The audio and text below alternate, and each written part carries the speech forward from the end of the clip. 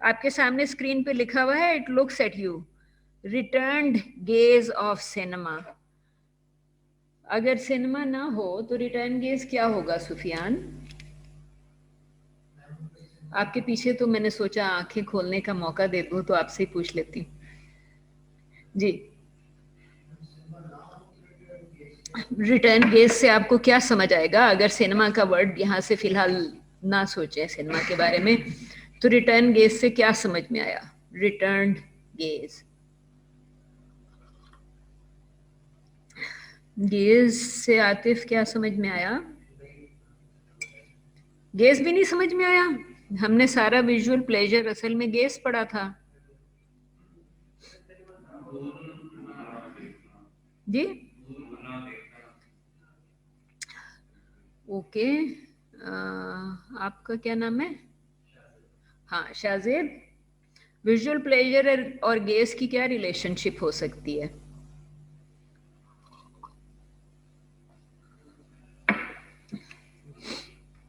Visual pleasure class में तो आप आते हैं ना? कौन से 2 वीडियो क्लिप्स दिखाए थे? देखे तो ज्यादा थे जी। तो अगर शमीमारा का क्लिप हो तो विजुअल प्लेजर इसमें क्या है और गेज कहाँ है?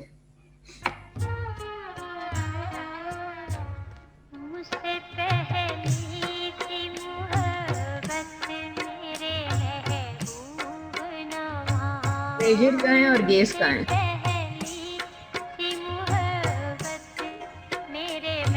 प्लेजर नहीं है?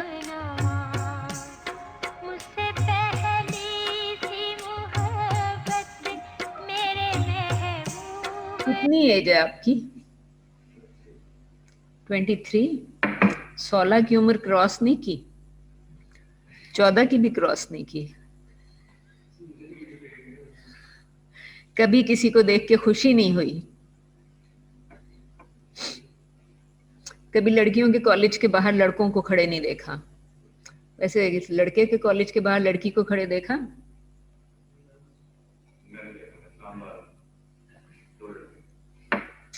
गाड़ी में, और वो भी गाड़ी में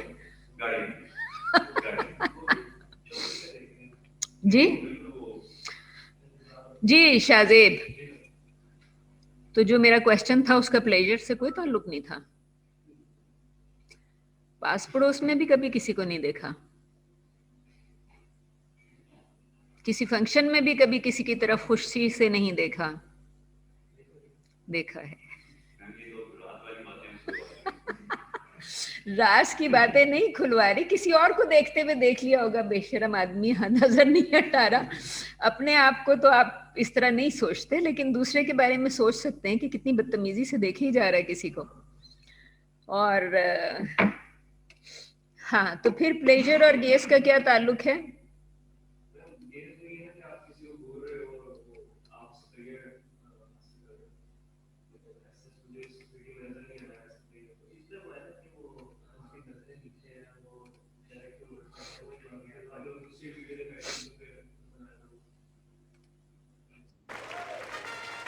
मैंने आपसे कहा कि कोई और देख रहा हो तो हम ये कह ही सकते हैं कि कितना बदतमीज है।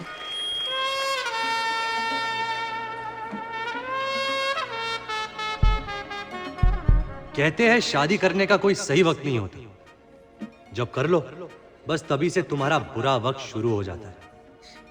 अदिति, मेरे शेर, मेरे चीते, तुझे कुछ साल अकेला क्या छोड़ा? तूने इतना बड़ा झोल कर दिया।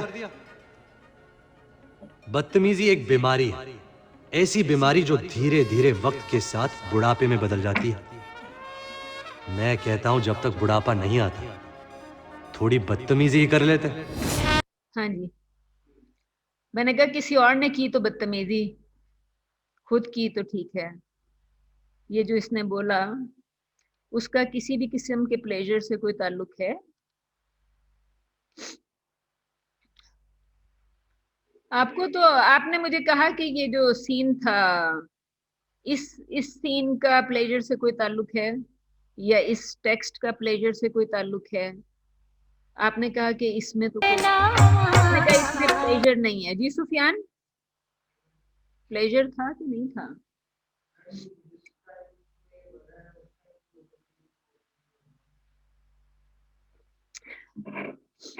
अच्छा, उस टाइम के लोगों के लिए क्या इजी होगा?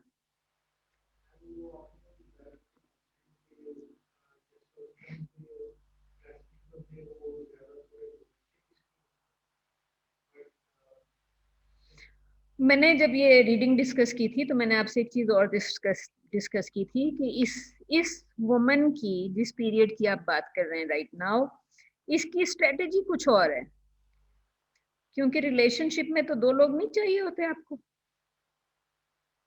दो तो कम से कम चाहिए होते हैं। तो इसकी स्ट्रेटेजी कुछ और है। वो जो निर्मा वाला सीन था, that was a woman with a different strategy. शाही महल्ले की और स्ट्रेटेजी होगी, डोमेस्टिक की और स्ट्रेटेजी होगी, आसान लफ्जों में, बदतमीज लफ्जों में, राइट? क्वेश्चन जो मैं आपसे इतनी शाहजेब से भी पूछा, शाहजेब आप बिजी हैं, लेकिन क्वेश्चन ये था कि मैंने आपका वो जो विजुअल प्लेजर का पूरा एलिमेंट था उसका गेज से तो ताल्लुक था ना, आपकी गेजिंग एट समबडी। तो शमीमारा को आपको नहीं लगा उसमें कोई प्लेजर है, लेकिन देयर इज अ पॉसिबिलिटी कि आधी सदी पहले इसकी ये जो, नहीं लुक्स, अकेले लुक्स नहीं, उसका जो स्टाइल है नीचे देखने का, वो किसी के लिए बहुत प्लीजिंग रहा हो। मे बी, यकीन से नहीं कह सकते, लेकिन अगर आपको निर्मा का सीन याद है तो वो तो उसमें तो क्लियरली स्किन एक्सपोजर था। तो स्किन एक्सपोजर का प्लेजर से कोई रिलेशनशिप है? डेफिनेटली। गुड, एटलीस्ट किसी चीज पे आप एग्री किया आपने, राइट? सो अगर उसका गेज से ताल्लुक है और अगर आप स्किन छोड़ दें, सिर्फ ऊपर देख लें, नजर आई टू आई देख लें, तो आपके ख्याल में रिटर्न गेज क्या होगा? ये जो हमने अभी बात की कि कोई किसी को घूरे जा रहा है और दूसरा बंदा कहता है कि ये तो बदतमीजी कर रहा है, उसने तो आपको सीधा सीधा कहा कि जब तक बुढ़ापा नहीं आता बदतमीजी कर लो, right? So you can fully understand कि फिल्म या जो भी रणवीर का सॉन्ग है वो आपको क्या मैसेज दे रहा है। और देर इज अ पॉसिबिलिटी कि काफी सारे लोगों ने सीटियां बजाई हों या प्लीज हुए हों, तालियां बजानी शुरू कर दी, ठीक है, somebody would feel encouraged। तो गेज और रिटर्न ऑफ द गेज से क्या समझ में आया? आप इमेजिन कि ये वाली खातून थी और लिबर्टी मार्केट से गुजर रही थी और उसको लगा कि somebody is gazing at her और following her, तो ये क्या करेगी? if it was 60s, वैसे तो खुश भी हो सकती है लेकिन डांटेगी। सो कल्चर फिर यही था ना कि अगर आप खुश भी हैं तो आपको डांट के जाना। तो बड़ा कॉम्प्लेक्स है, कॉम्प्लेक्स सिचुएशन नहीं है कि you are please but you are still shouting at the person. Complex situation नहीं है। आगे से शायद आपने एक मुहावरा सुना हुआ होगा, घर में माँ बहनें नहीं है, सुना होगा। किसी को आप घूरे जाएं तो आगे से ये सुनने को मिलेगा। सो बेसिकली यू कैन अंडरस्टैंड कि कल्चर थोड़ा सा कुछ अजीब सा है कि आपको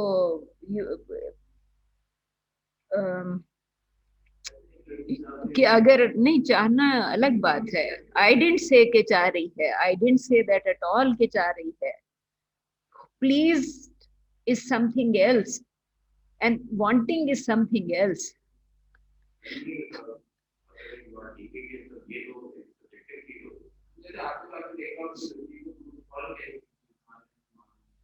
क्या कहेगी?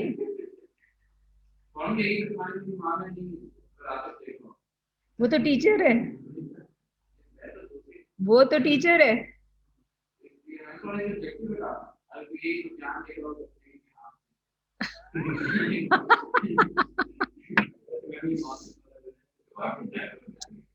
बात सिर्फ इतनी है कि return of the gauge basically यही है कि जिसने वापस पलट के आपकी तरफ देखा और पूछा कि घर में माँ बाप नहीं है, she is actually returning your gaze, she is returning your gaze. So मैंने आपसे सिर्फ यही पूछा था कि रिटर्न ऑफ द गेज से क्या समझ में आया, वरना तो जो नूरजहां की, सॉरी, शमीम आरा की जो बॉडी लैंग्वेज है, उसका तो सिर्फ यही एक्सपेक्ट करेंगे कि ये ऊपर देखेगी नहीं, नीचे देखती रहेगी।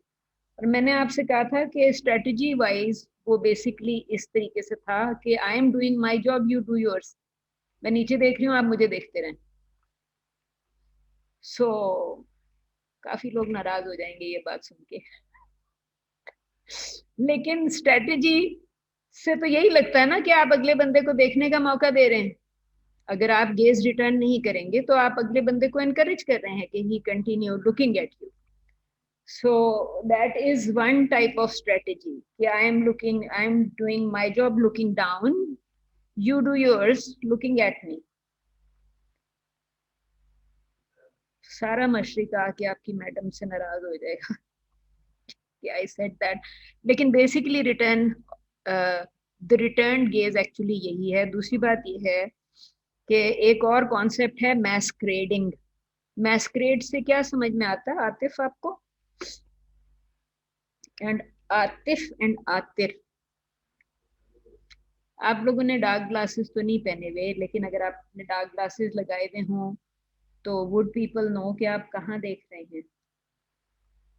वो जो आपने, अगर आतिफ को भी आपने कहा था कि आतिफ किसी को देख रहा हो, अगर डार्क ग्लासेस लगा के देख रहा होगा तो तब भी यही सुनने को मिलेगा। क्यों नहीं मिलेगा? Because the person won't know कि आतिफ कहाँ देख रहा है। सॉरी, आपको मैं आतिर के साथ शामिल नहीं होना चाह रही, but I was just trying to explain कि मैस्क्रेडिंग का कॉन्सेप्ट यही है कि आपने मास्क कर दिया, मास्क कर दिया, आपने ग्लासेस लगाई तो मैस्क्रेडिंग हो गई। The person doesn't know where you are looking. तो गेस मैस्क्रेड हो गया ना, गेस को आपने मास्क कर दिया, मैस्क्रेडिंग हो गई।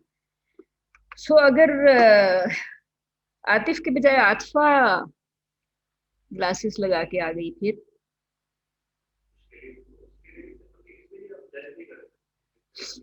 दोनों सूरतों में यू कैन नॉट टेल कि पर्सन कहाँ देख रहा है।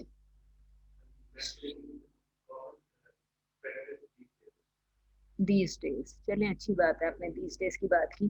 तो वो मैस्क्रेडिंग तो बेसिकली वो भी रिटर्न गेज ही है कि अगर आप इस कैरेक्टर की बात कर रहे थे, विद इसी कैरेक्टर की आंखों पे आप जरा डार्क ग्लासेस प्लेस करते हैं तो वो जो लुकिंग डाउन वाला कॉन्सेप्ट था वो तो खैर वैसे ही खत्म हो जाएगा the minute you are putting dark glasses on her face.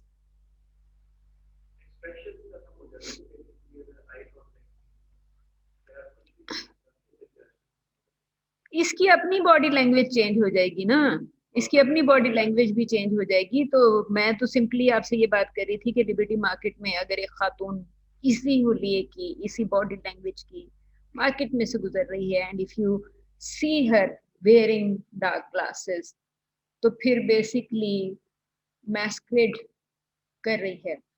तो मैस्क्रेडिंग में you won't know where she is looking. So basically that is the return of the gaze. यहाँ पे जिस गेज का उसको सामना करना पड़ रहा था, जैसे ही she is with dark glasses on her eyes, she is returning the gaze. Same woman, dark glasses, different place, masquerading. ठीक है। सो उसके लिए कॉन्सेप्ट आ जाएगा return of the gaze. Shahzeb, concept समझ में आया? आ गया? कौन सा कॉन्सेप्ट समझ में आया, मैस्क्रेडिंग का, गेजिंग का या रिटर्न का? तीनों कॉन्सेप्ट समझ में आ गए?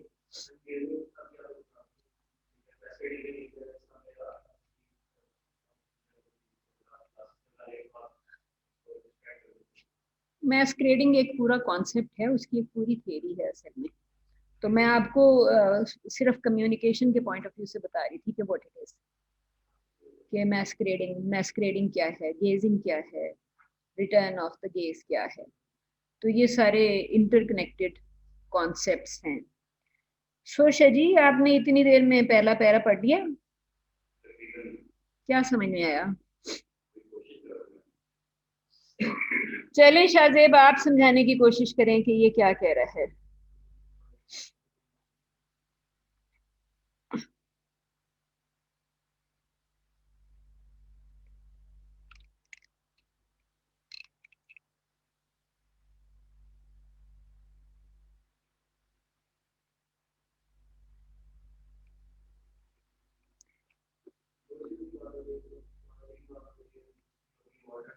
एक किसकी बात हो रही है?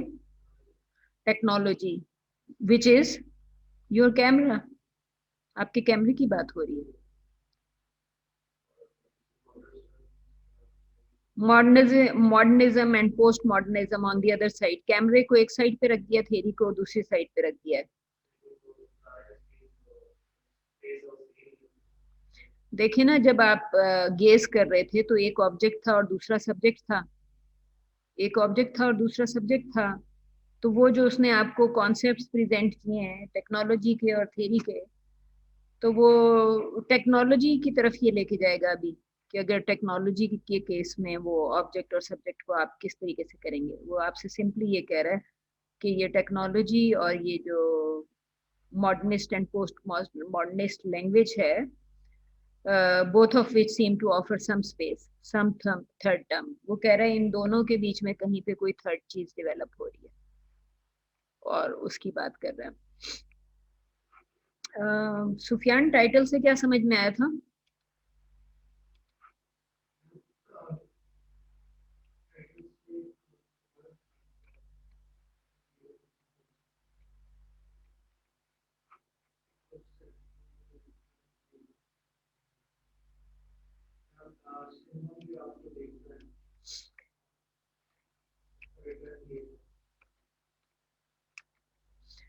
सिनेमा आपको देखता है। Alright, Saad, are you there? Yes ma'am. इतनी देर से आप कुछ कह नहीं रहे। ये कुछ समझ में आ रहा है कि ये क्या हो रहा है यहाँ पे? मैम कोई वो जिस तरह वेट कर रहे होते हैं किसी का। ऑलराइट, तो वेट कर रहे होते हैं तो सिनेमा की वो बात कर रहा है, तो we can say that these people are sitting. Theatre में परफॉर्मेंस का वेट करते हैं। ऑलराइट, थिएटर में। तो किसके पॉइंट ऑफ व्यू से ये शॉट हुआ फिर? अगर if these are the audience sitting in a cinema, तो किसके पॉइंट ऑफ व्यू से ये शॉट ले रहे हैं? परफॉर्मर की। Are you sure? सिनेमा में ये आपका परफॉर्मर नजर आ रहा है? नो मैम, थिएटर में। अच्छा, सिनेमा में ये पॉइंट ऑफ व्यू कैमरे स्क्रीन का होगा मैम। क्योंकि अगर आपको सारा ऑडियंस हॉल में बैठा हुआ नजर आ रहा है तो फिर स्क्रीन का हुआ।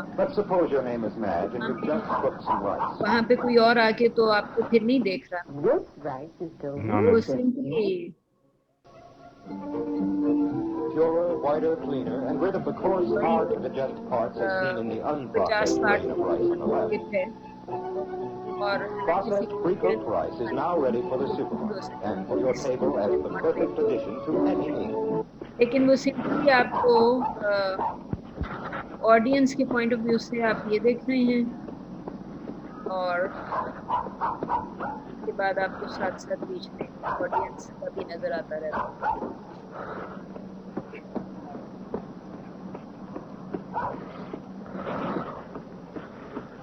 ऑथर का नाम देखा था किसी ने? No ma'am.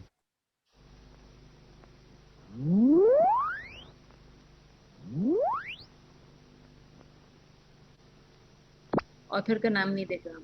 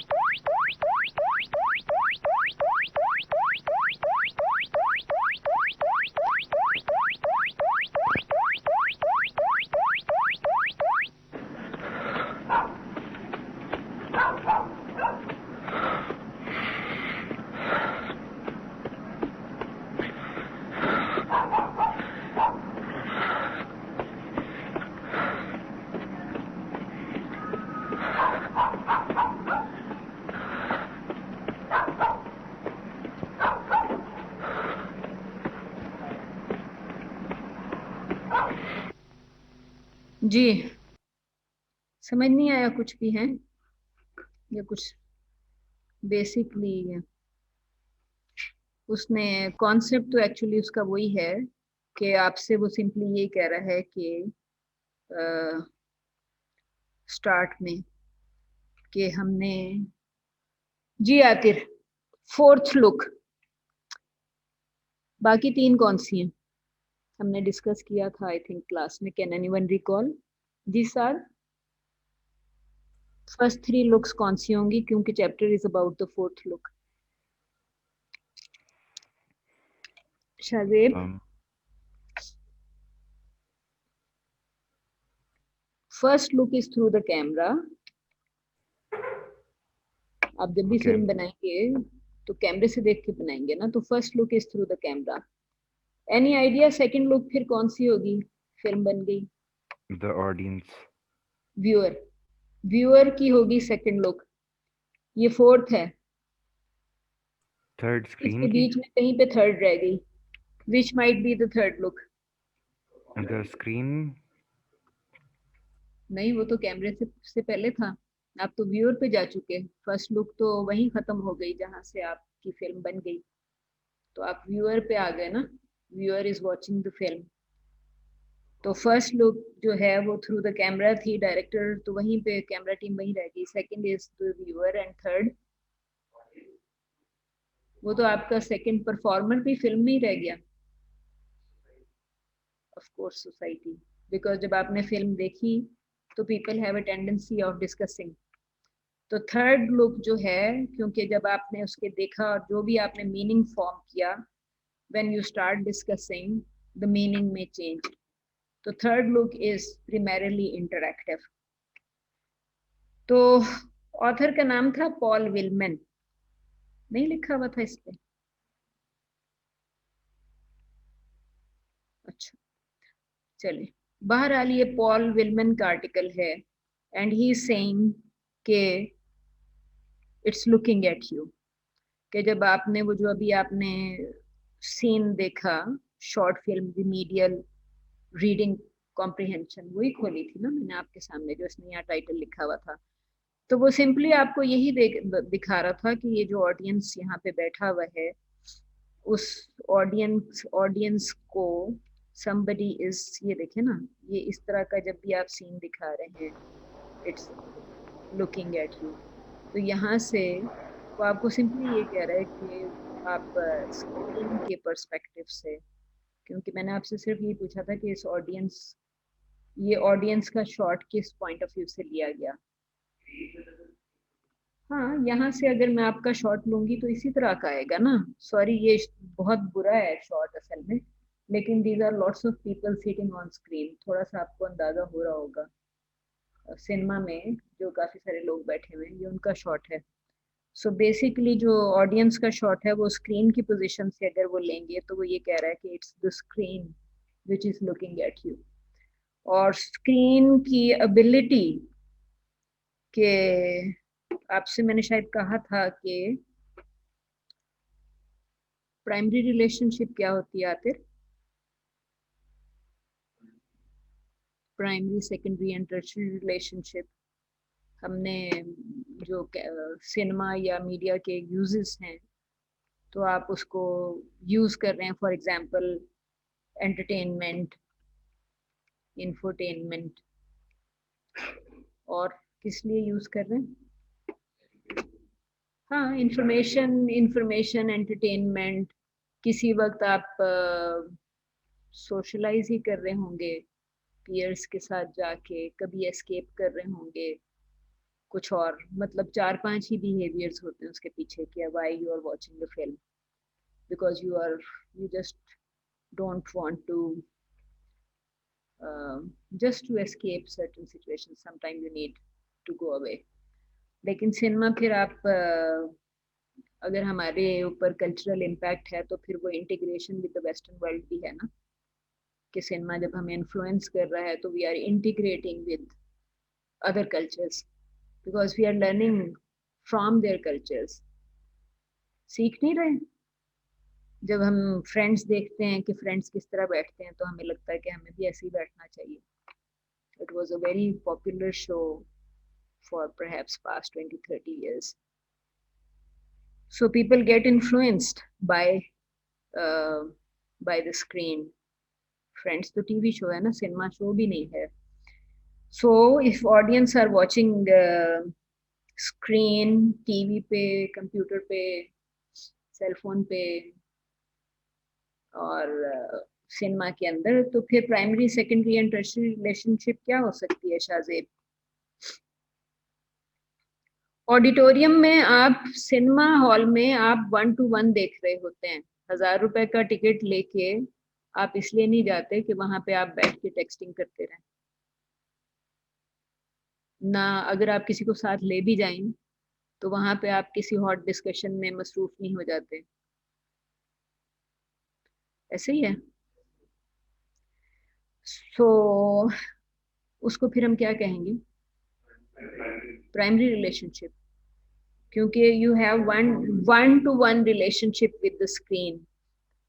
तो जब आप बात कर रहे हैं फोर्थ लुक की और वो बात कर रहे हैं टेक्नोलॉजी की, कैमरा की, कि camera is looking at you and then you also know कि आपकी स्क्रीन से व्यूअर की 1 to 1 रिलेशनशिप है. 1 to 1 रिलेशनशिप है ना. हमने भी इन्फ्लुएंस की, इफेक्ट की भी बात कर ली कि इफेक्ट क्या है. तो वेरी क्लियरली सिनेमा आपको अलाउ ही नहीं कर रहा. या आप कह लें कि मैं वहां पे इसीलिए बैठा हूं कि मेरी 1 to 1 रिलेशनशिप हो, लेकिन cinema is not letting you look somewhere else. तो you have to agree in that case कि वो लुक जो है वो बहुत पावरफुल है for this audience sitting in screen. हर बंदे की 1 to 1 रिलेशनशिप है. It's not a group relationship. ये जो ग्रुप है इनका आपस में तो कोई ताल्लुक नहीं है. आपस में तो कोई ये ग्रुप रिलेशनशिप, कलेक्टिव बिहेवियर तो नहीं फॉर्म कर रहे ना. सिंगुलर बिहेवियर फॉर्म कर रहा है. जो बंदा यहाँ पे बैठा है, हर बंदे की 1 to 1 रिलेशनशिप है विद द स्क्रीन. आपको लग रहा है कलेक्टिव रिलेशनशिप है?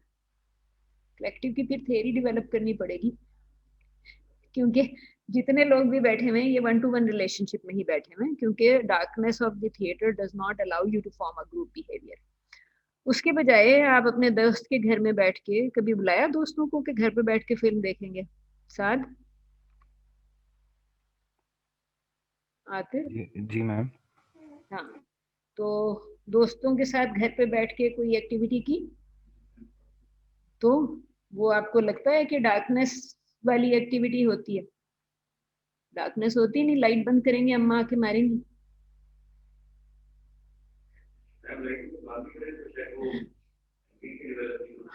एम्बियंस डेवलप नहीं होगा. आप उसमें, हालांकि टेक्नोलॉजी में वो कितना आया था कि जी आप सराउंड साउंड वाले चीजें ले लें और घर में लगा लें और सिनेमा वाला बिहेवियर हो होम थिएटर का, लेकिन उसका वो इम्पैक्ट ही नहीं है. सो बेसिकली जब आप घर में, और वैसे भी अगर आप होम थिएटर बना के बैठ जाएं तो थोड़ी देर में कहीं से एक म्याऊं ट्याऊं सुनाई देगी और आप उठ के उसको एंटरटेन करने चले जाएंगे कि you attend to third person demand, चाहे वो बच्चा हो, बड़ा हो, बुढ़ा हो, या जो ग्रुप में सिर्फ फ्रेंड्स ही बैठे हों.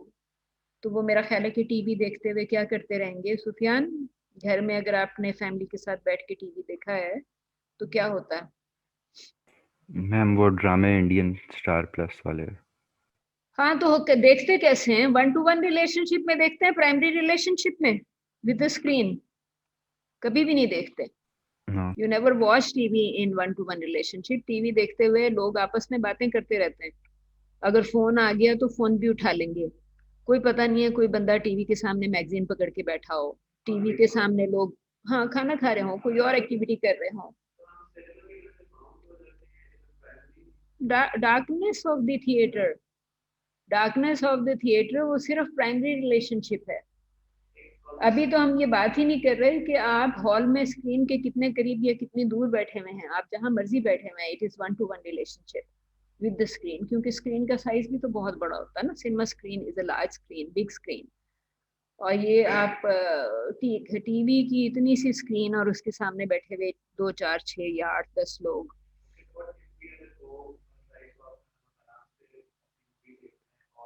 आप अकेले भी देख रहे होंगे तो शायद आप अपना फोन इग्नोर करके नहीं बैठेंगे।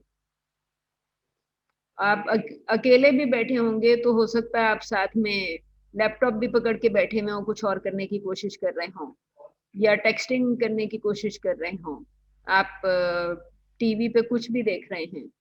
आप चाहे टीवी पे बेनजीर भुट्टो की डेथ की खबर ही क्यों नहीं सुन रहे, अगर आपकी स्क्रीन पे नजर जा रही है, व्हाट्सएप अगर चल रहा है तो somebody has sent another video। ये जो अभी खादिम हुसैन की डेथ हुई 2 दिन पहले, तो आप जितने सीरियसली टीवी क्यों ना देख रहे हो, आप वो भी देख रहे होंगे कि अच्छा शजी हसन ने क्या वीडियो भेजा है अबाउट खादिम हुसैन। तो आपकी अटेंशन डेफिनेटली डिवाइड होगी। सो विच मीन्स कि जो टीवी से आपकी रिलेशनशिप है वो प्राइमरी हो ही नहीं सकती। आपके घर की घंटी बजेगी, आप टीवी को छोड़ के जाके उसको अटेंड करना शुरू कर देंगे और वापस आके टीवी को रिवाइंड करके नहीं चलाएंगे। टीवी तो रिवाइंड पे नहीं जाएगा, आपका लैपटॉप चला जाएगा कहीं भी, लेकिन टीवी नहीं जाएगा। सो बेसिकली जो आपकी टीवी से रिलेशनशिप है वो सेकेंडरी रिलेशनशिप है। सो साथ टर्शरी रिलेशनशिप फिर क्या होगी? अगर प्राइमरी है सेकेंडरी है तो शायद कहीं ना कहीं टर्शरी रिलेशनशिप भी होगी। सो आपके ख्याल में टर्शरी रिलेशनशिप क्या होगी? कि आप बकौल आतिफ आप घर में अकेले बैठे हुए हैं और आपने टीवी ऑन छोड़ दिया और किचन में जाके अपने लिए ब्रेकफास्ट बनाना शुरू कर दिया। किया नहीं कभी? जी होता है। टीवी क्यों ऑन छोड़ा आपने जब आप देख ही नहीं रहे? You are standing in the kitchen, ठीक है, मैम और साउंड पता चला साउंड आप वॉशिंग डालने चले गए, हुएवर, टीवी फिर भी चल रहा है, आप टीवी देख ही नहीं रहे, किसी को किचन में काम बता रहे हैं, किसी को वॉशिंग का काम बता रहे हैं, गेट की घंटी बजी उधर चली गई, टीवी खामखा चले जा रहा है। ऐसा होता है कि नहीं होता? अक्सर हो जाता है। ठीक है। ये जब स्टार चैनल्स न्यू न्यू आए, नए नए आए, तो इनका हर साल एक नया ये एनुअल जिंगल बनाते थे, कोई 1-2 मिनट का मेरा ख्याल है। आई डोंट नो कि वो आपको अभी यूट्यूब पे वो जिंगल्स नजर आएंगे या नहीं नजर आएंगे, लेकिन एक झटपट झटपट आया, झटपट झटपट, राइट। सो अच्छा, ये तो कोई फिल्म आ गई, मैं तो स्टार प्लस का ट्रैक ढूंढ रही थी। सो आई एम नॉट श्योर। जब स्टार प्लस नया नया आया था तो इनका ये लोग हर साल एक नया जिंगल बना देते थे जो हर वक्त चलता रहता था। सो एनीवे, उसका सिंपली इतना था कि आपने शायद एकता कपूर के बेशुमार ड्रामों में एक डायलॉग भी सुना होगा, सुबह 8 से 11 बजे और रात 8 से 11 बजे, जो जो भी है, मतलब वो बड़ा क्लेम करती थी कि लोग टीवी के आगे से नहीं हटते because they are watching my place. तो वो काफी फेमस थी इसके लिए। So basically she is talking about second look, और इसको टर्शरी रिलेशनशिप कहते हैं कि TV becomes part of your background because you are not attending. आप देख नहीं रहे ना, आप देख नहीं रहे, बैकग्राउंड में चले जा रहा है, आपको अच्छा नहीं लग रहा कि मैं घर पे अकेला हूँ, आपने टीवी ऑन करके छोड़ दिया। आप जहां पे मर्जी हैं, यू कैन हियर टीवी। आपको लगता है कि जी मैं अकेला नहीं हूँ, कुछ लोगों की आवाजें आ रही हैं। So it's part of your background. So that is where you have tertiary relationship with the screen. So आपसे जब वो फोर्थ लुक की बात कर रहा है, एंड आई सेड कि थर्ड, मैंने नहीं कहा, आतिफ ने कहा कि third look is by the society. people are talking to each other about whatever they have seen in terms of content, और उस कंटेंट को वो डिस्कस रीडिस्कस, तो जितने न्यू मीनिंग्स डेवलप हो रहे हैं, that is your third look on cinema. Second look is by the viewer, first is by the cameraman या डायरेक्टर आपको अपनी मर्जी से दिखाता है कि आपने पत्थर पंचोली देखना है, आपने ये गाना का सॉन्ग गा रहा था, आपने इसी एनवायरनमेंट की एक औरत देखनी है, उसके बजाय आपने, हालांकि आपको 19 1920s में भी गालबन आपको फिल्म मिल जाएगी जिसका नाम है शायद एजुकेटेड वुमन, इंडिया की फिल्म है, पार्टीशन से पहले की फिल्म है। और ये बड़ी अमेजिंग बात है कि प्री पार्टीशन टाइम में एक फिल्म थी जिसका ताल्लुक एजुकेटेड, मेरा ख्याल है पढ़ी लिखी वाइफ के पॉइंट ऑफ व्यू से था। और वो भी इस वजह से कि अंग्रेज़ों के ज़माने में भी people were not sending their daughters to school, तो फिर इस तरह की एक फिल्म आ गई थी, right. So basically you have to see कि जो आपसे वो सिंपली ये कह रहा है कि फोर्थ लुक, और ये कह रहा है कि जब आपको स्क्रीन पे जो भी चीजें नजर आएंगी, कैसे एक्सप्लेन करेंगे इसको आते फोर्थ लुक को? any articulation of images and looks which brings into play the position and activity of the viewer also destabilizes that position and puts it at risk. कुछ समझ आया आशा जी के समझ ही नहीं आया?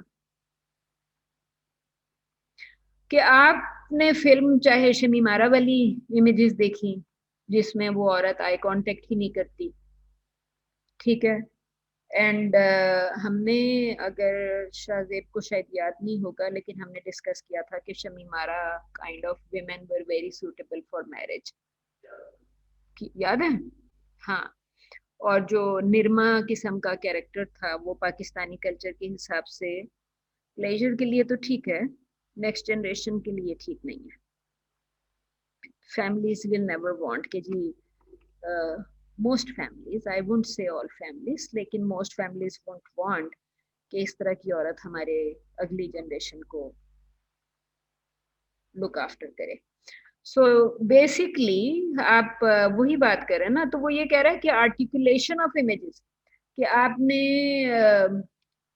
ये वाली, अभी मैंने आपको दो क्लिप्स तो दिखाए आज, एक सॉरी 2 से ज्यादा दिखाए, एक आपको बदतमीज दिल वाला क्लिप दिखाया, ठीक है। सो सिंपली वो आपसे ये कह रहा है कि जब आप ये इमेजेस देखेंगे तो आप फिर आप इनको आर्टिकुलेट किस तरीके से करेंगे, आर्टिकुलेशन ऑफ इमेजेस फर्क हो जाएगी ना। आपने, वो कह रहा है, रणवीर कपूर ने कहा कि जी जब तक बुढ़े नहीं होते बदतमीजी करते रहना चाहिए, टेक्स्ट में आया है कॉन्सेप्ट, उसने विजुअली तो कोई बदतमीजी करके नहीं दिखाई ना। अगर आपने, मेरा ख्याल है कि यूट्यूब पे जो भी ये फिल्म थी बदतमीज दिल वाली, इसका अगर आप, फिल्म का क्या नाम है, सॉरी, ये जवानी है दीवानी, लेट मी सी के if I can find a clip.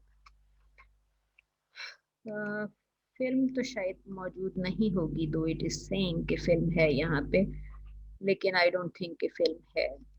So let's try. चांद सा रोशन होगा चेहरा लक्स से, जिसमें है 7 ब्यूटी इंग्रेडिएंट्स। लक्स। किधर गया? शुरू हो गया? यस।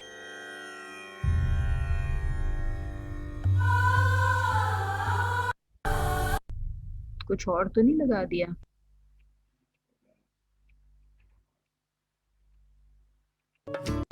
नोर बनो में पानी धार,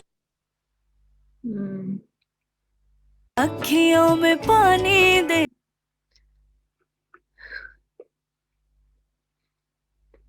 हाँ जी, कैरेक्टर्स नजर आ गए ना? कैरेक्टर्स में आपको कॉन्ट्रास्ट भी नजर आ गया, और आर्टिकुलेट किया या नहीं किया इमेजेस को, ठीक है। आर्टिकुलेशन ऑफ इमेजेस अगर आप डिफरेंट कैरेक्टर्स के पॉइंट ऑफ व्यू से देखें, तो अभी तक तो जितना वो आपको कबीर थापड़ नजर आया है, उसके लिए उसकी फ्रेंड ने पिछले बेंच वाला लोफर, हालांकि वो कह रही है कि मेरे बेस्ट फ्रेंड्स हैं, दोस्तों के साथ जा रही हूँ, बट उसको वो लोफर कह के बात करती है, बेस्ट फ्रेंड को भी।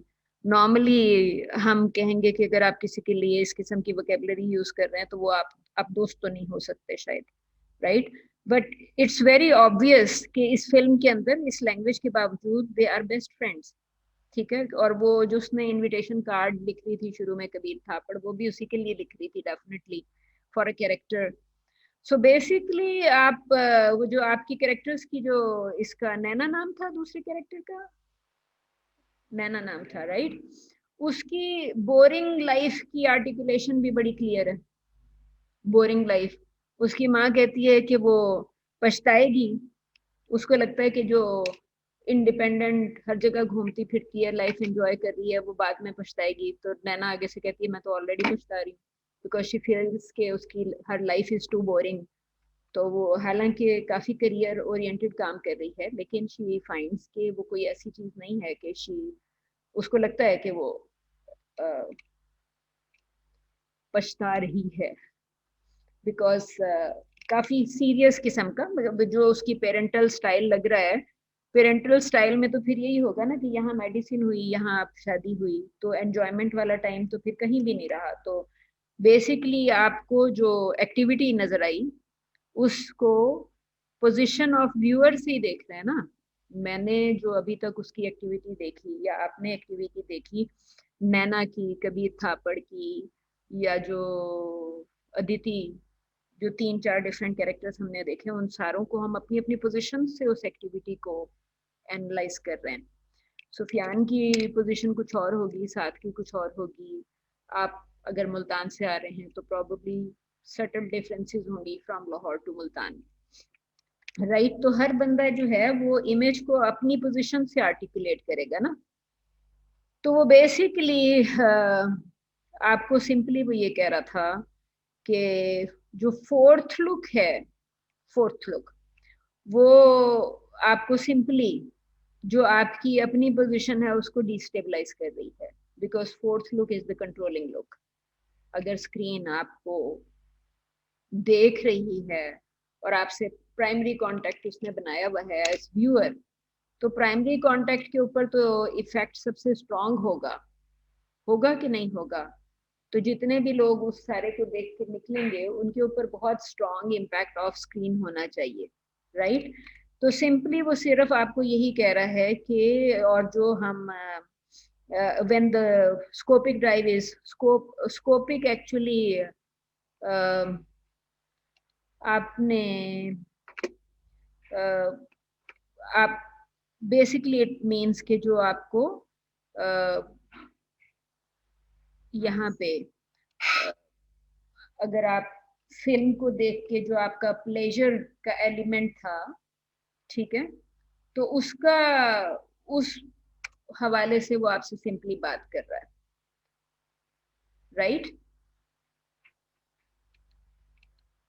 ठीक है, कि आप फिल्म की या इमेज को देख के जो आपका प्लेजर का एलिमेंट है, प्लेजर का जो एलिमेंट है कि मुख्तलिफ जो आपका ऑडियंस है वो क्या मीनिंग, मतलब आपको ये, आपको सिंपली ये कह रहा है कि आप खैर यहाँ से आपको स्कोपिक ड्राइव उसमें के अंदर वो ले गया, लेकिन आपको सिंपली कि आप जो कैमरा के थ्रू जो भी चीज आप देख रहे थे इज ब्रॉट इनटू फोकस, वो आपसे सिंपली टेक्नोलॉजी की बात कर रहा था कि technology is taking over our minds, और टेक्नोलॉजी को किस तरीके से वो आपको यूज करते हैं। तो वो ये कह रहे हैं कि चाहे आप अपने आप को ऑब्जेक्ट समझ, सब्जेक्ट ही क्यों ना समझते हो, you become the object of the look. अगर कैमरा आपको देख रहा है और कैमरा आपके दिमाग को, स्क्रीन अगर आपको कंट्रोल करने वाली है with whatever it is teaching you, screen आपको कुछ ना कुछ आइडियोलॉजीज आपसे शेयर कर रही है ना। फॉर इंस्टेंस हमें ये जो एनवायरनमेंट नजर आई थी इसके अंदर, एंड वी कैन सी कि नैना इज अ कैरेक्टर जिसको अपनी सॉरी नैना को अदिति जैसी लाइफ चाहिए। वो कह रही है ना कि वो अपने दोस्तों के साथ जा रही है, राइट। और यहाँ पे भी वो, उसको इट डजंट लुक कि उसको अपनी कॉलेज की फ्रेंड याद नहीं है। आपको वही कैरेक्टर्स याद रहते हैं जो बहुत पावरफुल कैरेक्टर्स होते हैं, या जो आपको लगते हैं, जो आपको ऑपोजिट्स लगते हैं, missing part of your own life, right. तो बेसिकली ये दोनों कैरेक्टर्स जो हैं वो एक दूसरे को डिफरेंस की वजह से याद रखे हैं, राइट। सिर्फ ये कह रहा है कि स्क्रीन के लिए you are object of the look because screen is giving you certain kind of ideas, screen is making you believe in something, right, कि एज व्यूअर अगर आप इन दो कैरेक्टर्स को देखेंगे तो मैनी वुड प्रोबेबली वांट कि जी जिस तरह की नैना की लाइफ में चेंज आई because of her link with Aditi, हमारी जिंदगी में भी ऐसी चेंज होनी चाहिए कि we should go around, we should. तो आपको शायद थोड़ा सा पता होगा कि जो पास्ट सेंचुरी का जो अर्लीस्ट पार्ट है उसमें फिल्म को बहुत ज्यादा यूज किया गया फॉर प्रोपेगेंडा, जब क्योंकि टीवी तो नहीं होता था। तो फॉर इंस्टेंस आप चाहे इटालियन गवर्नमेंट की बात करें जो थ्रू आउट सेकेंड वर्ल्ड, जो हिटलर की फिल्म है, इटली की बेशुमार फिल्म्स हैं, तो आप खास तौर पे गवर्नमेंट चूंकि फाइनेंस भी कर रही थी, जब आपका सिनेमा वेरिटी आया है, कहाँ से आया, इटली से आया ना, कि आप सिनेमा वेरिटे जो रियल लाइफ शूटिंग कर रहे हैं, उसके बाद इटली के 2 साल के अंदर आपको फ्रेंच न्यू वेव मिली 1940s के स्टार्ट में। So basically starting from Italy it's going around कि वो रियल लाइफ शूट करके किस तरह प्रेजेंट कर रहे हैं, और उसके बाद आपको वो पत्थर पंचोली और ये सारे पाकिस्तान में आपको जागो हुआ सवेरा मिलेगी बाय 1959। तो यू कैन सी कि जो 1940 में से वहां से चल रहा है वो ग्रेजुअली इस साइड पे तो आ रहा है। दो we are always talking about 5 साल पहले हर बंदे ने पाकिस्तान में बात शुरू कर दी थी कि जी न्यू वेव आ गई है कोई सिनेमा के अंदर, जब कराची फिल्म इंडस्ट्री ने लाहौर फिल्म इंडस्ट्री को रिप्लेस करना शुरू किया, क्योंकि लाहौर तो प्रेजेंटली बना ही नहीं रहा। So people started talking about new wave etcetera. तो आपको सिंपली आपको ये क्लियर हो गया कि ऑब्जेक्ट ऑफ लुक फिर ऑडियंस है। Object of look is the audience but for the screen, because screen is can be used for propaganda, right. यहाँ पे वो सिर्फ आपको जॉर्ज लैंडो के पॉइंट ऑफ व्यू से सिर्फ ये कह रहा है, ये तो मैंने आपको क्लिप ऑलरेडी दिखा दिया रीडिंग रिमीडियल रीडिंग कॉम्प्रिहेंशन का, because I wanted you to understand के लैंडो एक्चुअली क्या कह रहा है कि कैमरा का जो पॉइंट ऑफ व्यू है, camera is looking at the audience, so camera is controlling audience mind, okay।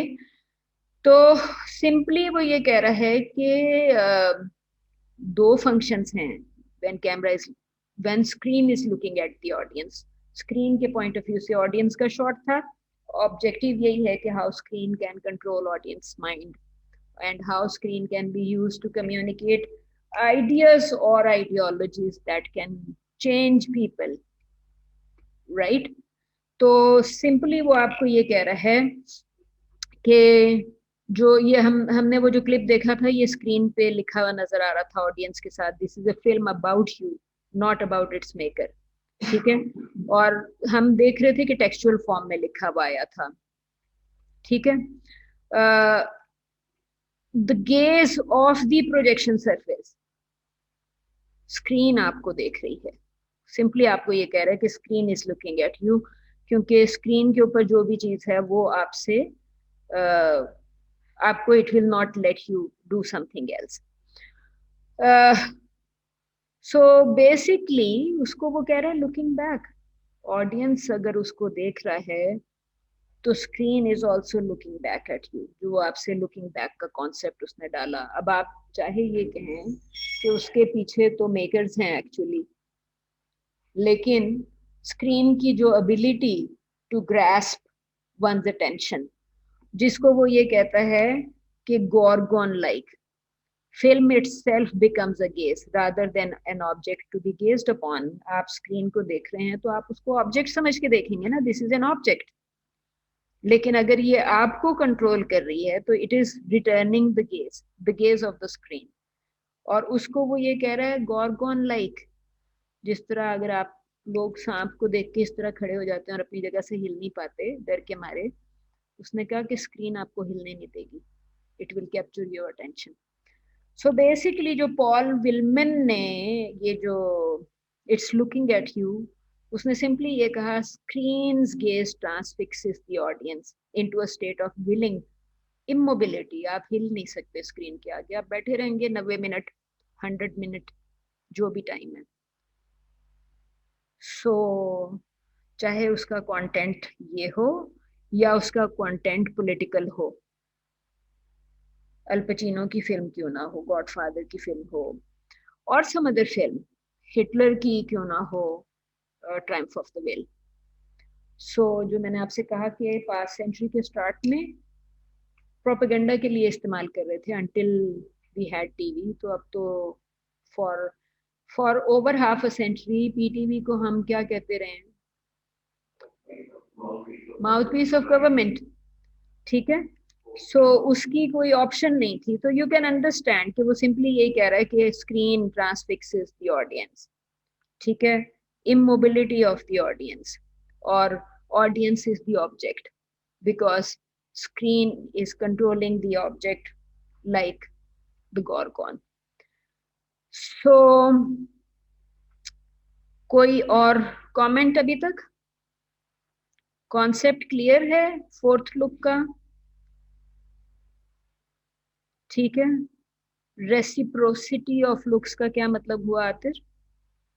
उसने कहा audience reception of the cinematic process involves a reciprocity of looks, क्योंकि आप स्क्रीन को देख रहे थे, if it is looking back at you and transfixing you, तो वो रेसिप्रोकेट कर रही है, ठीक है। The gaze of the spectator and the concomitant gaze of the screen looking out into the darkness. अंधेरे से आप वो जो स्नेक वाली जो गॉर्गन की एग्जांपल दी, बेसिकली इसका सिंपली वही मतलब है कि स्क्रीन आपको बड़ी स्ट्रांगली आपको कंट्रोल कर सकती है। फोर्थ लुक वाला concept, fourth look return, it looks at you, return of the gaze by the screen। Concept बड़ा सिंपल सा कॉन्सेप्ट है, ये कोई इतना कॉम्प्लिकेटेड नहीं है, बज़ाहिर लगता है कि कॉम्प्लिकेटेड है।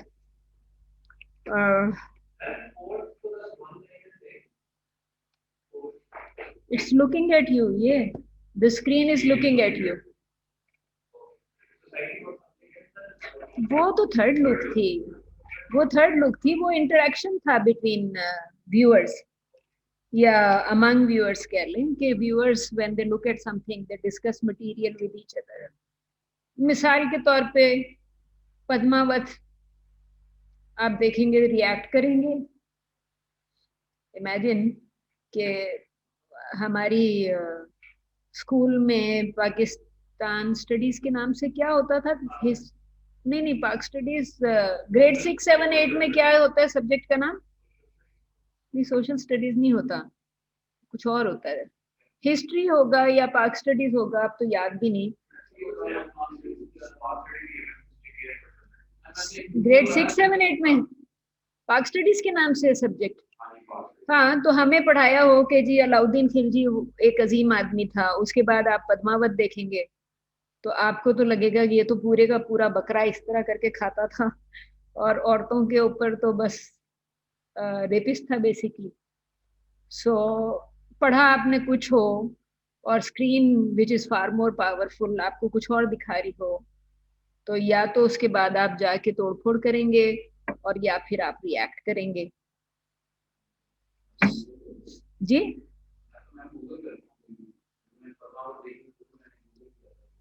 लेकिन गूगल तो नहीं, गूगल तो रिलायबल नहीं है ना, जो गूगल एकेडमिक मटेरियल थोड़ी है। मैं ये नहीं कह रही कि गूगल पे हर चीज आपको गलत मिलेगी, लेकिन गूगल पे आपको एकेडमिक, नॉन एकेडमिक हर तरह की चीज मिलेगी। और विकिपीडिया तो आप खुद एडिट कर लें, आप खुद एडिट तो कर सकते हैं ना, ये नहीं कर सकते? कौन नहीं आया था?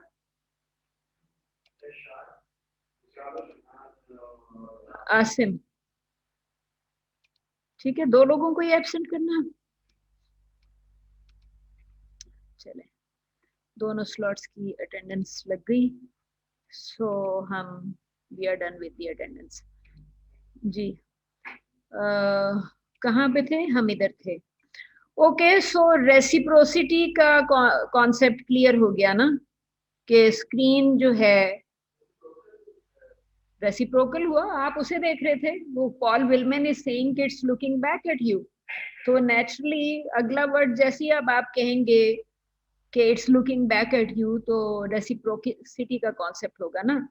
अब ये स्कोपिक हम पहले भी देख रहे थे कि जी स्कोपिक्स में क्या क्या आ सकता है। तो एक तो वो आप उसने खैर टेलीस्कोप निकाल के दे दिया था जिसका विजुअल ही लिंक है बहरहाल, लेकिन एक और चीज होती है जिसको हम कहते हैं स्कोपोफीलिया। सुना हुआ है?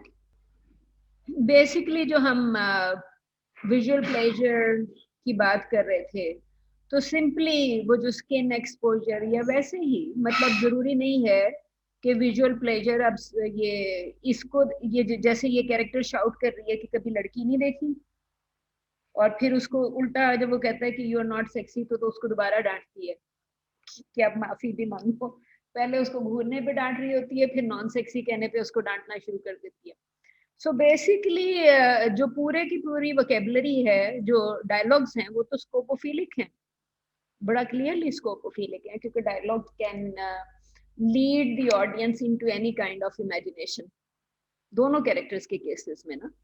और प्रोबेबली वो जो शुरू में बदतमीज वाला गाना था वो भी शायद इसी फिल्म का है, ठीक है। सो यू कैन सी कि वो जो प्लेजर वाली बात कर रहा है कि आप बज़ाहिर सिंपल नजर आने वाली चीजें जो हैं वो व्यूअर को किस गार्डन पाथ पे ले जा सकती है। सो स्कोपोफीलिया, ये जो आपसे सिंपली ये बात कर रहा था, स्कोपिक स्कोप के टेलीस्कोप या जो कैमरा है वो आपको चीजों को फोकस करके दिखाती है। टेलीस्कोप भी आप इसी पर्पस के लिए यूज करते हैं ना। तो वो स्कोपिक स्कोप के स्कोपोफीलिया के अंदर के आप उसका किसी चीज का क्या क्या स्कोप हो सकता है, रिटर्न गेज का क्या स्कोप हो सकता है, प्रेशर का क्या स्कोप हो सकता है। जो इसने डायलॉग बोले बिटवीन, वो लड़का तो बहुत छोटा था जिसको ये डांट रही थी, प्रॉब्ली 13-14 साल का लड़का था, जिसके साथ इसने जो भी डायलॉग्स इस्तेमाल किए उसका स्कोपोफीलिया से डायरेक्ट ताल्लुक है। वो जो हालांकि बज़ाहिर बड़े सिंपल से डायलॉग्स थे, बोर्ड सेंसर बोर्ड ने उनको सेंसर भी नहीं किया, इंडियन सेंसर बोर्ड ने, क्योंकि बज़ाहिर ऐसे कोई चीज नजर नहीं आ रहा था, ठीक है। And that is again something जो कि दूसरी कैरेक्टर है इसके अंदर, who probably envies that situation because she thinks कि she should have it, और उसकी माँ उसको कह रही है कि वो करेगी, क्या करेगी, हाँ हाँ नहीं, कहती है वो पछताएगी, तो कहती है मैं तो अभी पछता रही हूँ, वो तो बाद में पछताएगी, मतलब वो बगैर कुछ किए पछता रही है। तो वो आप उससे आप उसको सिंपली ये कह सकते हैं कि जो उसका वो आपसे बात जो यहाँ पे इसने की थी ना, कि आप जो मैंने आपसे कहा था कि आपने जो कुछ भी सुना या जो कुछ भी देखा, उन वर्ड्स का क्या स्कोप है, उन इमेजेस का क्या स्कोप है। और यहाँ पे जो शुरू में वो आपको वो ये कह रही थी कि आपने इंटरप्रेटिव जो इमेजेस को इंटरप्रेट कर रहे हैं आप उसको किस तरीके से करेंगे, ठीक है। ये बात तो हमने की थी ना कि आप आर्टिकुलेशन किस तरह होगी इमेजेस की। तो आप for both the characters articulation फर्क है, बिकॉज दोनों कैरेक्टर्स अपनी अपनी पोजीशन से एक दूसरे को देख रहे हैं। नैना और अदिति अपनी पोजीशन से देख रहे हैं ना, दोनों की आर्टिकुलेशन फर्क है। नैना के लिए उसकी लाइफ बड़ी एक्साइटिंग है, अदिति के लिए शायद उसकी लाइफ बहुत बोरिंग है।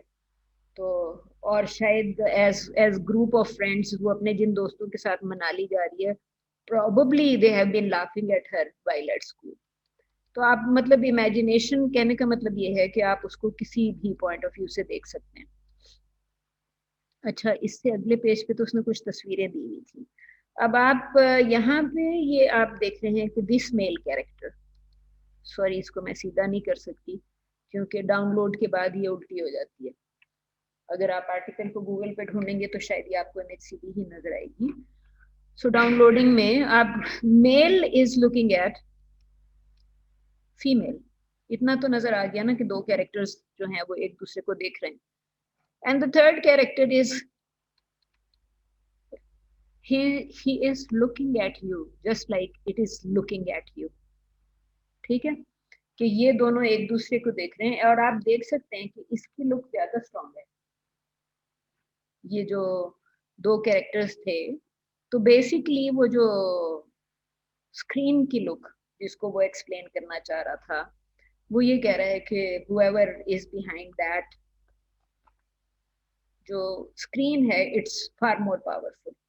वो जो गॉर्गोन वाली बात कर रहा था ना, सो यू कैन से कि ये दो कैरेक्टर्स की लुक जो भी हो, वो जो फोर्थ लुक है जो इसमें आपको एक किस्म का, ये किसी फिल्म से ही निकाला होगा। द लुक ये किसी एडवर्टीजमेंट से निकाला उसने, ठीक है।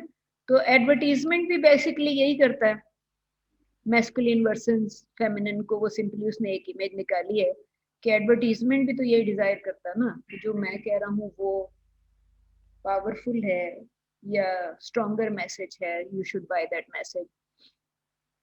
ये उसने एक और निकाली, कितनी खूबसूरत पिक्चर है वैसे, अच्छी नहीं है? It's a beautiful picture. Saad आपको नजर आ रहा है कंटेंट जो हम डिस्कस कर रहे हैं? कह रहा है जी। यस मैम आ रहा है। अच्छा, द व्यूअर इन 1 आवर। अच्छा, फिल्म का नाम है 1 आवर, और वो ये कह रहा है कि ये दोनों कैरेक्टर्स जो हैं they are contemplating the viewer. जब आप की तरफ ये दोनों कैरेक्टर्स ये स्क्रीन पे हैं and if they are looking at you, ये दोनों तो इस वक्त थ्रू द कैमरा आपकी तरफ देख रहे हैं, सॉरी तो आपको सो बेसिकली जैसे ही ये आपसे आई कांटेक्ट करेगा, कैमरे में देखेगा तो आपसे आई कांटेक्ट करेगा, तो उसको अगेन वो उसी को वो यही कह रहा है कि कंटेम्पलेटिंग विद द व्यूअर। तो अगर स्क्रीन के ऊपर कोई ऐसा कैरेक्टर आ जाए जो डायरेक्ट ऑडियंस से बात करना शुरू कर दे, स्क्रीन में फिक्शन में भी ऐसे कैरेक्टर्स हो सकते हैं जो ऑडियंस से बात करना शुरू कर देते हैं, तो सिंपली वो यही कह रहा है कि फिर उसका लार्जर देन लाइफ साइज और पूरा का पूरा इमोशन, इमेज और लैंग्वेज सारा कुछ मिल के ही तो कुछ करेगा ना, टुगेदर।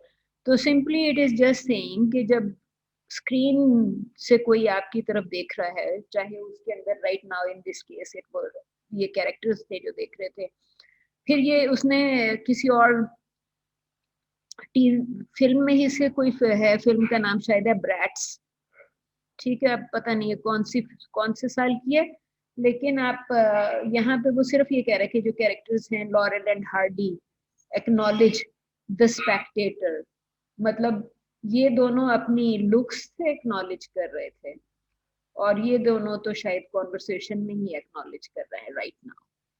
तो वो इसका मतलब ये है कि अगर ऑडियंस को एक्नॉलेज कर रहा है तो रिटर्न कर रहा है ना, रिटर्न कर रहा है, audience is gazing at them and they are just returning जो भी वहां पे हो रहा था। अच्छा, यहाँ पे लास्ट वर्ड पता नहीं क्या थे, 3 सफ़े पीछे रह गए, ठीक है। सिंपली वो आपको ये कह रहा था कि cohesive act of entire cinematic apparatus, ठीक है, कोहेसिव ही है ना, if it is gazing at you, तो वो सिर्फ ये कह रहा है कि कोहेसिव एक्ट है, ऑपरेशन है, द प्रोडक्शन, प्रेजेंटेशन है and ultimate reception of a film, जिसका मकसद यही है कि आप उसको किस तरह रिसीव करेंगे, that is probably also pre decided. जाहिर है फिल्म का जो भी ओवरऑल मैसेज होता है या कंटेंट होता है वो प्री डिसाइडेड होता है। सो अगला उसने सिर्फ इतना कहा कि जो पूरी फिल्म की तो अलग बात है, फिल्म में तो बेशुमार सीन्स होते हैं, बेशुमार शॉट्स होते हैं, ऐसी है एक फिल्म में बेशुमार सीन्स होंगे और हर सीन में बेशुमार शॉट्स होंगे। सुफियान, मैं सही कह रही हूँ? शाहजेब, हर सीन में बहुत सारे शॉट्स होंगे? आपसे वो सिर्फ ये पूछ रहा है कि शॉट के अंदर आपको जो कुछ भी नजर आया वो फिनिट है या इनफिनिट है। Let's look at this shot, have you captured everything?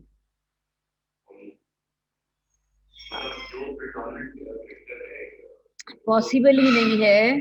देखिए, आप इसको दोबारा देखिएगा जरा गौर से, ट्राई सीइंग कि आपने, वो क्वेश्चन ये है कि जो बैकग्राउंड है, आप तो मेन कैरेक्टर्स को तो देख ही रहे हैं, क्वेश्चन ये था कि ये सब कुछ जो एक इमेज के अंदर है वो फिनिट है या इनफिनिट है। नैना तलवार। हाय आदिति। सब डूड गुड। ये तेरी आप तो फोकस तो फिलहाल तीन लोगों पे और शायद चौथा लड़का भी बाय नाउ इज इग्नोर्ड, जिसको डांस देती, right?